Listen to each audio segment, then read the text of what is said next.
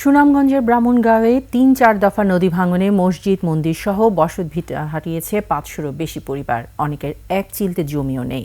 আবারও নদী ভাঙনের আশঙ্কায় দিশাহারা গ্রামবাসী। এই ভাঙন রোধে দ্রুত ব্যবস্থা নেওয়ার দাবি তাদের। ভাঙন রোধে শিগগিরই কাজ শুরু হবে বলে জানিয়েছে সংশ্লিষ্ট প্রশাসন। সুনামগঞ্জ প্রতিনিধি মোহাম্মদ আব্দুস সালামের তথ্য ও চিত্রের ডেস্ক রিপোর্ট। উত্তরের দিকে বাড়িঘর বিলীন হয়ে যাইতেছে, মানুষ আহাকারে হানতেছে। ১ নম্বর, ২ নম্বর, ৩ নম্বর বাড়ি আমাদের নদীতে চলে গেছে।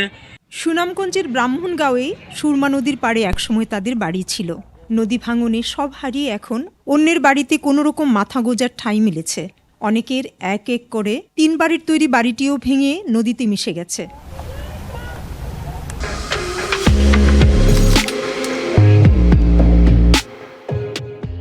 কয়েক বছরে ভূমিহীন, দিনমজুর ও কৃষক এমন ৫০০-র বেশি পরিবার নিঃস্ব হয়েছে সুরমার ভাঙনে। এলাকার 4টি মন্দির ও 2টি মসজিদ নদীতে তলিয়ে গেছে।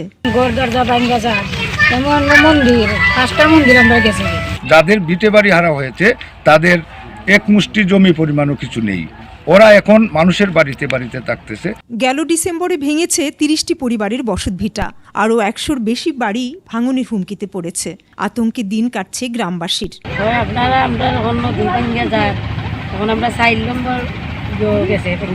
এই কষ্ট করে মানুষ ঘর বানাইছে এবং ভাঙ্গা যাইতেছে, সবাই কষ্টের মধ্যে আছে। আমরা একটু ভালোভাবে এর বলক দিতে চাই।